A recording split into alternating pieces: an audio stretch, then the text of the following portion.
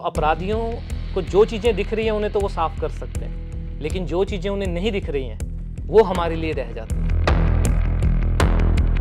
आम आदमी की या आम इंसानों की धारणा देखते हैं तो वो फोरेंसिक साइंस को सिर्फ दो चीज़ों से जानते हैं, एक या तो फिंगरप्रिंट से लेकर या फिर जो हैंडराइटिंग एग्जामिनेशन है।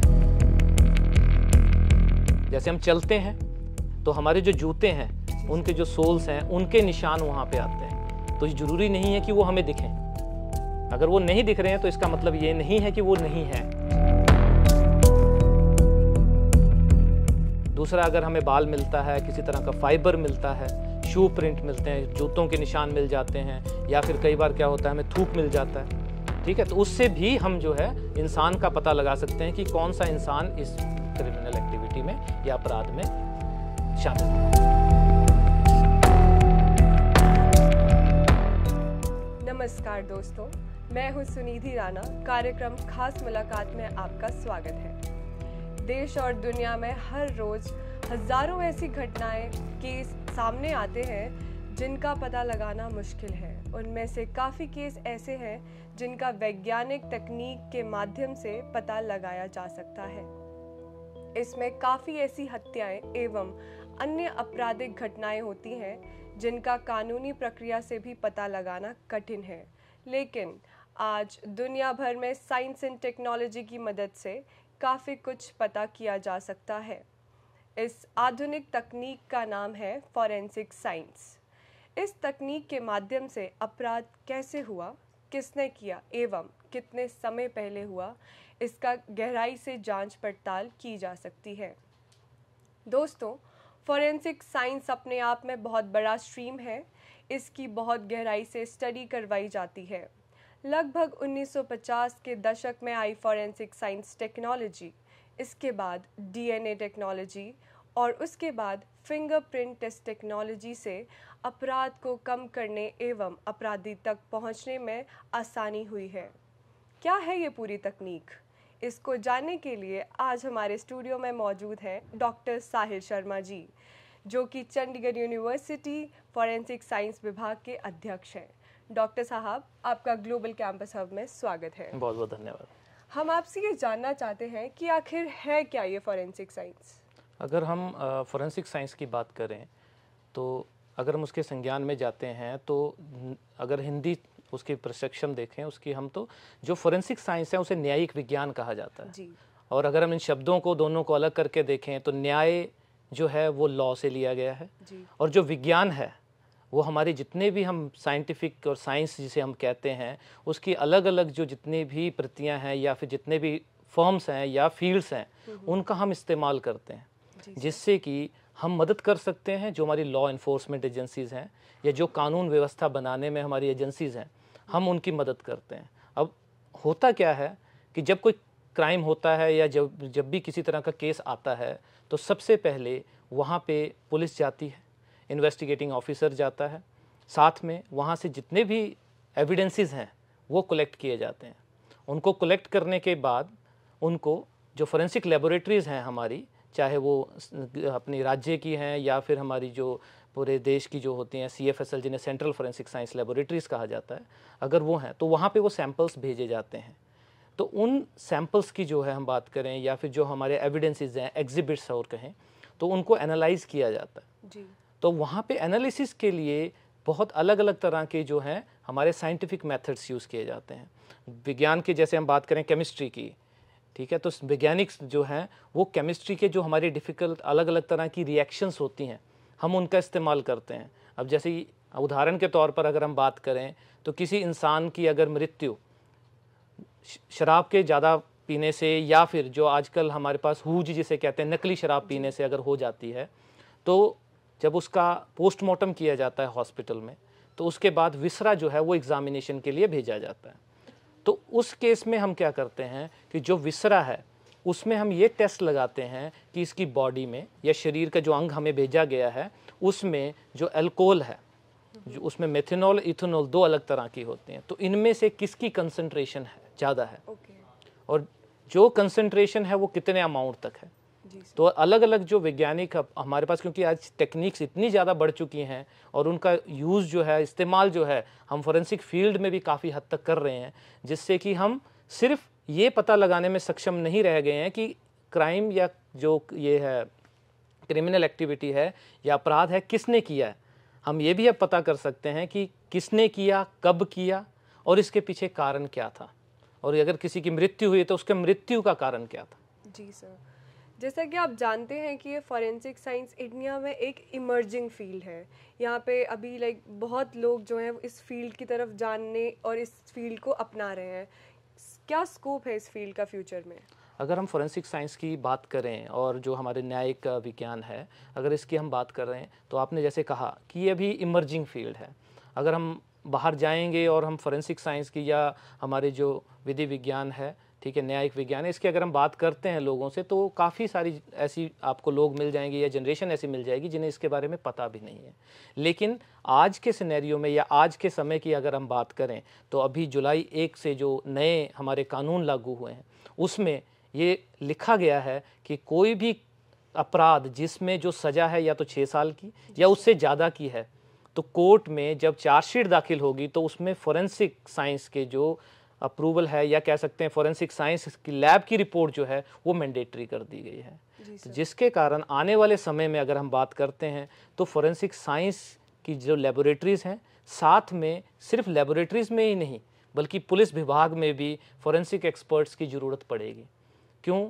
क्योंकि हमें कलेक्शन करने में, और जो हमारे सबसे बड़ी दिक्कत आती है जब कलेक्शन होती है, जैसे मतलब जब हम क्राइम सीन पे जाते हैं, वहाँ से एग्जिबिट्स जब उठाने होते हैं, तो वहाँ पे जो पुलिस डिपार्टमेंट के जो पर्सनल्स होते हैं उनकी इतनी अधिक ट्रेनिंग नहीं होती है। तो इस कारण से कई बार हमें जो है दिक्कतें आती हैं। जो सैंपल हमारे पास लेबोरेटरी में सबमिट होता है वो उतना सफिशिएंट नहीं होता या फिर कंटेमिनेटेड भी मिल जाता है, तो जिसके कारण कि किसी तरह का कोई रिजल्ट निकालना मुश्किल हो जाता है। जी। तो आने वाले समय में जैसे हम बात करें तो इसकी जो है काफ़ी ज़्यादा ज़रूरत जो है हमारे देश को, और इवन पूरे हम अगर विश्व की बात करें तो काफ़ी ज़्यादा अधिक है। आजकल आप जैसे देख ही रहे होंगे, रेप केस ये बहुत ज़्यादा फैल रहा है। और आप ये मुझे एक बात बताएं कि जो रेप केस होते हैं इसमें फॉरेंसिक साइंटिस्ट का क्या रोल होता है, और कौन सा ऐसा टेस्ट होता है जो सबसे ज़्यादा इम्पैक्टफुल होता है पूरी जो प्रोसेस है हमारी क्रिमिनल तक पहुंचने की? अगर हम जैसे रेप केस की अगर बात करते हैं या सेक्सुअल असॉल्ट, नॉट अगर हम सिर्फ रेप की ही बात ना करें, अलग तरह के भी सेक्सुअल असॉल्ट केसेस होते हैं, तो ज़्यादातर तो वो मानसिक दशा का कारण होता है। लेकिन जब क्राइम हो जाता है, जब इस तरह का जघन्य अपराध किसी ने कर दिया, तो उसके बाद क्या होता है कि जब हमारी जो टीम है जब वहाँ पे पहुँच रही है, तो वहाँ से जो अलग अलग तरह के साक्ष्य हैं, जिन्हें एविडेंसेस कहा जाता है, एग्जिबिट्स कहा जाता है, वो वहाँ से कलेक्ट किए जाते हैं। तो हम अगर आम भाषा में बात करें तो लोगों को ये मालूम है कि जब किसी तरह का इस तरह का कोई क्राइम होता है, अपराध होता है, तो उस केस में जो है हमारे पास सिमन जिसे हम कहते हैं वो नॉर्मली रिकवर होता है। लेकिन अब अपराधियों को इन चीज़ों के बारे में बहुत अच्छे से पता है। जी सर। और जो अपराधी हैं अब हमारे पास जैसे कॉन्डम्स का यूज़ करते हैं या किसी और मेथड्स का यूज़ करते हैं, तो उससे क्या है कि जो ये सिमन है ये वहाँ पे मिलना थोड़ा सा मुश्किल हो जाता है। जी सर। तो अब हम सिर्फ इसी साक्ष्य के ऊपर निर्भर नहीं रह गए हैं। हमारे पास जैसे हम हेयर सैंपल की बात करें, बाल हमारे हो गए, ठीक है, फिंगरप्रिंट्स की आपने उदाहरण दिया था, साथ में टच डीएनए एक नई टेक्नोलॉजी है। जैसे अभी हम इस यहाँ पे बैठे हैं और अगर मैं टेबल को टच कर रहा हूँ तो जो मेरे सेल्स हैं, डेड सेल्स, वो इस टेबल पे शेड कर गए हैं, तो उनको कलेक्ट करके उनको अगर हम एनालाइज करें तो उनमें से भी डीएनए निकाला जा सकता है। आज हमारी जो टेक्निक्स हैं या साइंटिफिक मेथड्स जो हैं इतने अच्छे, इतने हायर लेवल तक पहुंच चुके हैं।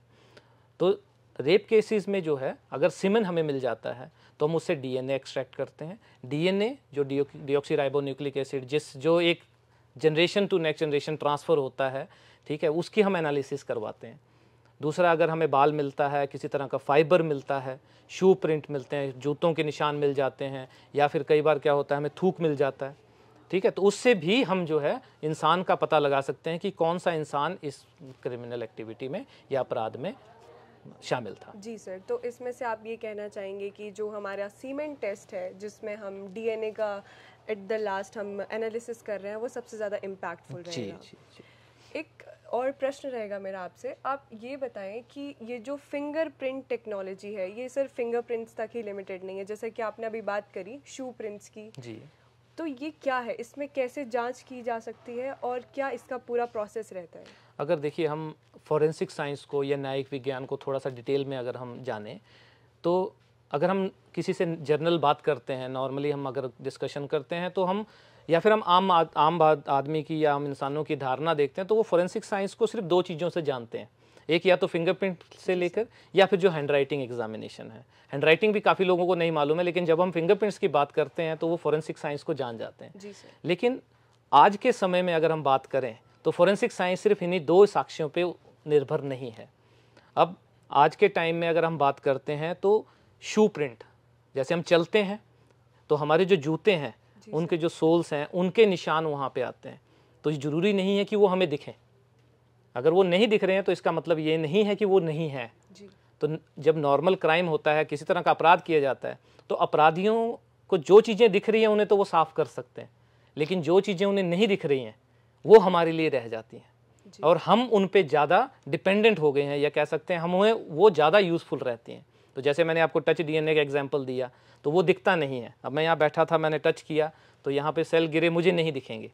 हमारे बाल हैं, ठीक है, वो इतने महीन होते हैं, इतने छोटे होते हैं कि वो कहीं गिर जाएं हम देख नहीं पाते हैं उन्हें इतने आसानी से, अनलेस हम उसे देखना या ढूंढना शुरू कर दें। और दूसरा फाइबर्स हैं, हमारे जो कपड़े हैं वो बने होते हैं फाइबर्स के, तो वो रह जाते हैं। मिट्टी लगी होती है हमारे जूतों में, वो रह जाती हैं। अब जैसे गाड़ी हम यूज़ करते हैं, वाहनों का इस्तेमाल करते हैं एक जगह से दूसरी जगह जाने में, तो जो टायर मार्क्स हैं वो वहाँ पे आते हैं, जो उनसे मिट्टी लगी है वो भी हमें काफ़ी सारी चीज़ें बताती है। तो ये जो है हमें मदद करते हैं लिंक करने में। तो जो हमारा जिसने ये अपराधी जो कि कहेगा कि उसने क्राइम नहीं किया है, वो उस जगह पे गया ही नहीं, अगर हमें वहाँ से उसका बाल मिल जाता है, उसके फिंगरप्रिंट्स मिल जाते हैं, या फिर किसी तरह से कोई फाइबर जो उसके कपड़े का था वहाँ मिल जाता है, तो हम ये निर्धारित कर सकते हैं या कोर्ट में हम कह सकते हैं कि जी ये वहाँ गया था, और इसकी जो ये स्टेटमेंट है या जो इसने बोला है कि हाँ मैं नहीं गया था, मैं जानता ही नहीं, वो वहाँ पे गलत साबित कर सकते हैं। जी सर। सर आप जैसा कि आप जानते हैं ये सोशल मीडिया का ज़माना है, हर एक बच्चा, छोटे बूढ़े बुजुर्ग, हर किसी के पास सोशल मीडिया अकाउंट्स हैं। तो आप क्या मुझे बता सकते हैं ये साइबर फोरेंसिक, साइबर क्राइम क्या है ये स्ट्रीम, और कैसे इसमें प्रोसीडरेंस होती हैं आगे? आज के ज़माने की अगर बात करें और अभी रिसेंट हम बात करें कि इसी 2024 में, ठीक है, तो आप देखेंगे कि आजकल हम ही नहीं या आम इंसान ही नहीं बल्कि अच्छे प्रोफेशनल्स जिन्होंने अभी मतलब पुलिस डिपार्टमेंट में कह लीजिए, बैंकिंग सेक्टर्स में कह लीजिए, जिनको इन चीज़ों के बारे में थोड़ा बहुत संज्ञान है, नॉलेज है, वो भी जो है साइबर क्राइम्स का जो है वो विक्टिम बन रहे हैं। तो इसके पीछे जो कारण ये है कि जो हमारे साइबर एक्सपर्ट्स कह लीजिए या फिर जो इसमें गलत तरीके से जो इसका इस्तेमाल करके, ठीक है, हम ऐसे लोगों की जो संख्या है वो दिन प्रतिदिन बढ़ती जा रही है, और हमारा यूसेज जो है डिजिटल टेक्नोलॉजी का वो भी बढ़ रहा है। जैसे हम बात करें इंटरनेट बैंकिंग, हमारा एक मेथड हम यूज़ करते हैं। बैंकिंग जो है उस पर बैंक सेक्टर्स जो हैं बहुत इन्वेस्ट करती हैं ताकि उसको सिक्योर बनाया जा सके, लेकिन अब हमारी एक छोटी सी गलती रहती है, हमें एक फ़ोन आता है, वो कहता है कि आपका एटीएम जो है जी ब्लॉक हो रहा है, आप मुझे ये डिटेल्स दे दीजिए, और हम उसकी बात करने का लिहाजा जो इस तरह का होता है ना, जो तरीका होता है, उससे हम इतना बह जाते हैं कि उसको हम सारी डिटेल्स हम उसे देना शुरू कर देते हैं। और आज तो ऐसा समय आ चुका है कि आप यहाँ बैठे हैं, आपको कॉल आती है, आपको फ़ोन आता है, आप उससे सिर्फ बात कर रहे हैं, और बात करते करते ही वो आपकी सिम की क्लोनिंग कर ले रहा है, क्योंकि वो आपसे डिटेल मांग रहा है। ओके, और आजकल ऐसे सॉफ्टवेयर या स्पाईवेयर कह लीजिए, वॉर्म्स कह लीजिए, ट्रोजन हॉर्स कह लीजिए, ये साइबर के टूल्स हैं, ठीक है, जो आपके फ़ोन में वो आपको जस्ट एक क्लिक पे इंस्टॉल करवा देता है। वो एक आपको मैसेज करता है, वो कहेगा ये लिंक है, इस पर क्लिक कर दें, ठीक है, आपका बिजली का बिल भरा जाएगा। तो आप उस पर क्लिक कर देते हो, ठीक है, वो ऑटोमेटिकली आपके फ़ोन में एक जो है मॉलवेयर जो है इंस्टॉल हो जाता है, वो हमें दिखता नहीं है। अब उस मॉलवेयर से क्या है, उसे इतनी दूर बैठे हुए आपके सिस्टम का सारा एक्सेस आ जाता है। वो आपको यहाँ से बातें कर रहा है कि हाँ सर मैं आपका डेटा देख रहा हूँ, मैडम आपका डेटा देख रहा हूँ, अब हम क्या करेंगे, हम आपका बिल भर रहे हैं, आपका इतना बिल है, ये है, जो भी आपसे मतलब किसी तरह की जानकारी है, चाहे बैंकिंग से रिलेटेड है, आपका सिम ब्लॉक हो गया है, आपका एटीएम कार्ड ब्लॉक हो गया है, बिजली का बिल भरना है, तो इस पे रेगुलेशंस जो है, जैसे हम बात करें आरबीआई की, तो रेगुलेशंस कॉन्टीन्यूसली आती रहती हैं। टीवी पे एडवर्टाइजमेंट आती है, हमारे काफ़ी फेमस एक्टर हैं अमिताभ बच्चन जी, जी सर। ठीक है, वो इस पे रेगुलरली वो करते रहते हैं। लेकिन मोटिवेशन और इन्फॉर्मेशन देने के बावजूद भी आज के ज़माने में, आज के समय में ये जो क्राइम है वो दिन प्रतिदिन बढ़ता जा रहा है। और इसका कारण जो है वो हम में थोड़ा सा अवेयरनेस की जो कमी है वो सबसे बड़ा कारण है। और हम दूसरों पे बहुत जल्दी भरोसा कर लेते हैं। आजकल तो सिर्फ एक फ़ोन पे स्पाईवेयर के थ्रू ही वो आपके मोबाइल का एक्सेस लेता है, अपने आप ओटीपी आपके बिना बताए ही उसके पास ओटीपी, क्योंकि वो आपके फ़ोन को देख पा रहा है, ठीक है, तो ओटीपी भी उसके पास आ जाता है। और उस तरह से वो आपकी हर एक्सेस लेके, इवन कई बार क्या होता है वो आपका जो सिस्टम में आपने मान लीजिए कोई ऐप इंस्टॉल करी है पेमेंट के रिगार्डिंग, चाहे वो पेटीएम है या कोई भी ऐप करी है, तो उसको भी वो एक्सेस करने के उसमें आ जाते हैं। तो इस तरह से ये जो संगीन क्राइम है आज के सिनेरियो में, जो ये सिर्फ इंसानों तक ही लिमिट नहीं रहे हैं, अब तो इवन हम बात करें तो साइबर टेररिज्म करके एक टर्म है जो आजकल मार्केट में बहुत ज़्यादा है। जैसे बायो टेररिज्म तो हमने सुना था कि बायोलॉजी के जो हमारे वायरसेस हैं इनका यूज़ किया जाता है, लेकिन अब साइबर टेररिज्म भी आ गया है। अब देश जो है एक दूसरे की इकोनॉमी को साइबर टेररिज्म के थ्रू अफेक्ट करने की कोशिश कर रहे हैं। जी सर, आप मुझे एक बात एक सभी का हमारा क्वेश्चन रहेगा कि हम लोग साइबर क्राइम से कैसे सतर्क रह सकते हैं। जैसा आपने बताया वो बैंकर होके कॉल कर सकता है, बोल सकता है कि हम, आजकल आपने सुना होगा ये बहुत फेमस हो रहा है कि आपका कोई घर वाला किसी ने क्राइम कर दिया है और वो जेल में है, आपको इतने पैसे देने पड़ेंगे। तो इन सब चीज़ों से हम कैसे बचें? हाँ, इसको आज जो टर्मिनोलॉजी यूज़ की जा रही है इसे आजकल हम साइबर अरेस्ट कहते हैं। जी सर। साइबर अरेस्ट में क्या है कि हमारे मानसिक जो वो है मेंटेलिटी, उसके साथ खेला जाता है। अब जो इंसान हमें सबसे प्रिय है, मान लीजिए आपके पेरेंट्स हैं, ठीक है, आपका भाई है, वो आपसे छोटा है, आप उससे बहुत ज़्यादा लगाव है आपका। सो सडनली मान लीजिए वो स्कूल जाता है तो आपको फ़ोन आएगा कि उसका एक्सीडेंट हो गया, ठीक है, उसके साथ कोई दुर्घटना हो गई है और हम उसे हॉस्पिटल लेके जा रहे हैं। उसके बारे में थोड़ी बहुत जानकारी उनके पास होती है। जी सर। तो वो आपको इस तरह से आपके मानसिक के साथ, संतुलन के साथ इस तरह से वो खेलते हैं, या फिर आपसे शब्दों से इस तरह से शब्दाल ये कह सकते हैं हम, इस तरह से वो मॉडिफाई करते हैं उस चीज़ को कि हम ये सोचने लायक नहीं रह पाते कि हम पहले अपने माँ बाप से बात करें कि भैया कहाँ गया है या क्या है, या स्कूल में बात करें, हम उसकी बातों में आ जाते हैं, ठीक है, और वो जो कह रहा है वो हम कंटिन्यूसली करते रहते हैं, ठीक है। तो ये जो है ज़्यादातर जो है साइकोलॉजी से हमारे प्ले करते हैं। और उनके पास आजकल क्या है, सोशल मीडिया, जैसे आपने पहले पूछा मुझसे कि सोशल मीडिया जो है, राइट, उसमें हमारी इन्फॉर्मेशन हर चीज़ अवेलेबल है। आज हम कहाँ जा रहे हैं, कल हम कहाँ गए थे, ये हर चीज़ हम अपलोड कर रहे हैं। अभी कुछ महीने पहले की हम बात करें, दिल्ली में एक केस हुआ था, घर पे चोरी हो गई। तो जब चोर बाद में पकड़े गए तो उनसे पूछा कि आपको इतना आसानी से चोरी कैसे कर ली, तो कहते कि हम इनको फॉलो कर रहे थे एक पर्टिकुलर सोशल मीडिया पे, हमने देखा कि ये कल कहीं घूमने जा रहे हैं, घर पे कोई नहीं होगा, तो हमारे लिए एक्सेस करना उतना आसान हो गया। तो ये इन्फॉर्मेशन, अब हमें सोशल मीडिया तो है, इंटरेक्शन करनी है सोशली, अगर हमें रहना है साउंड, तो हमें क्या कहना है, क्या चीज़ें वहाँ डालनी है, इसके लिए भी थोड़ा सा हमें ध्यान रखना बहुत ज़्यादा ज़रूरी है। जी सर। और दूसरा, अगर इस तरह की किसी तरह की भी कॉल आती है हमारे पास, तो हमें सबको ये चीज़ पता होनी चाहिए कि हमारे जो गवर्नमेंट्स हैं, चाहे वो राज्य सरकारें हैं या हमारी जो सेंट्रल गवर्नमेंट्स हैं, देश की सरकार है, वो साइबर को लेके बहुत ज़्यादा एक्टिव हैं। तो हमारे पास ऑनलाइन पोर्टल्स अवेलेबल हैं, आपको पुलिस स्टेशन जाने की ज़रूरत नहीं है, ऑनलाइन पोर्टल अवेलेबल है। सेंट्रल गवर्नमेंट का एक पोर्टल है साइबर सिक्योरिटी के रिगार्डिंग, उस पर आप ये जो है जाके ये कंप्लेंट डाल सकते हैं। बस इतना बात हमें ध्यान रखनी है कि जब भी हमें इस तरह का फ़ोन आता है, हमें पहले उसे आराम से सुनना है, अधीर नहीं होना है, उसकी बातों में हमने नहीं बहना है। पहले हमें फैक्ट को वेरीफाई करना है, क्या ये सच में हुआ है। अगर ऐसा कोई इंस्टेंस होता है तो हमें ये चीज़ ध्यान में रखनी है। आजकल एक और तरह का फ्रॉड चल रहा है, आपका कोई भी पार्सल कहीं नहीं गया, आपको कॉल आती है कि your parcel has been cancelled. यही एक मैसेज जो है आपको बार बार सुनाते हैं। उनका नंबर, आपका नंबर कहीं से उनके पास आ गया, आपको फ़ोन आएगा कि आपका पार्सल कैंसिल हो गया। अब हमारे दिमाग में ये रहता है कि मैंने पार्सल भेजा नहीं, बट ऐसा कौन सा पार्सल था जो कैंसिल हो गया। अब वो आपको एक मैसेज करके एक नंबर दे देते हैं कि अगर आपको कोई भी दिक्कत है पार्सल के रिलेटेड तो इस पर फ़ोन कर लीजिए। आप उस पर फ़ोन करते हैं तो वो आपको बोलेगा आपका एक पार्सल है, आपका आधार अटैच्ड है, आप सुनिधि जी हैं, ठीक है, आपका आधार ये रहा, तो आप जो है दुबई कोई पार्सल भेज रहे थे और अब हम उसको नहीं भेज रहे हैं, ठीक है। तो अगर आप बोलोगे भी ना कैंसिल कर दीजिए, तो वो कहेंगे हाँ ठीक है, हम इसको कैंसिल तो कर रहे हैं, लेकिन जो सेंट्रल एजेंसीज हैं वो अब इस पर ध्यान रखेंगे। क्यों? क्योंकि ये आउट ऑफ इंडिया जा रहा था और हमें इस पर शक है। तो अब आप क्या है, हमारे में एक भय आ जाता है कि सेंट्रल एजेंसी, हम NIA की बात कर दी, ठीक है, या फिर CBI का बात कर दिया, CID बोल दिया, ये पुलिस विभाग का नाम ले दिया, किसी हायर ऑफिसर का नाम ले दिया, तो उससे हमारे में एक भय आ जाता है। और फिर हम क्या होता है, डर के कारण, चाहे हम गलत नहीं है उसमें, हमें मालूम है कि हमने ऐसा कुछ नहीं भेजा है, लेकिन हमें उस तरह से डराया गया, उस भय के कारण हम उसकी बातों में आ जाते हैं। तो हमें इस चीज़ पे बहुत ज़्यादा ध्यान रखना है, ठीक है। जो सुन रहे हैं यहाँ पे, आपका शो देख रहे हैं, मुझे उनसे निवेदन करता हूँ कि अगर इस तरह का कोई कॉल आता है आपको, या इस तरह का कोई मैसेज आता है, तो हमें उस पर इमीडिएटली रिस्पॉन्ड नहीं करना है।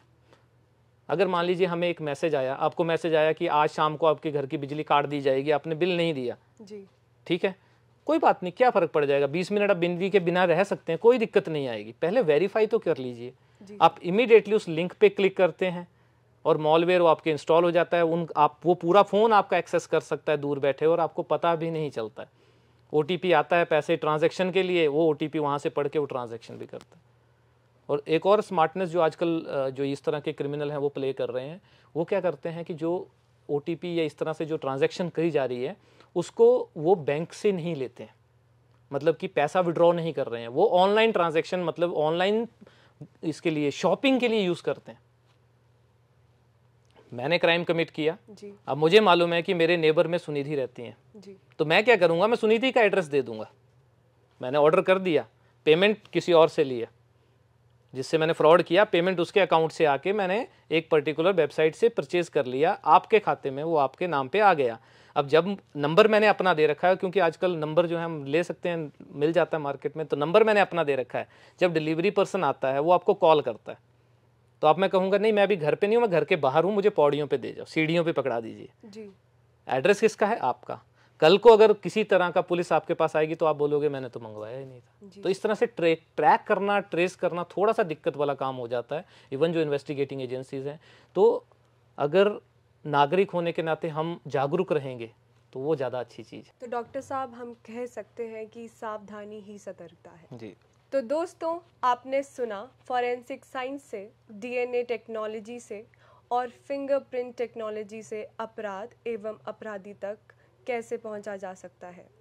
इस कार्यक्रम में तमाम जानकारी देने के लिए डॉक्टर साहिल शर्मा, हम आपका तहे दिल से धन्यवाद करते हैं, जिन्होंने अपना कीमती समय हमारे दर्शकों को दिया। दोस्तों अगले एपिसोड में किसी नई जानकारी और किसी नई शख्सियत के साथ फिर मिलेंगे।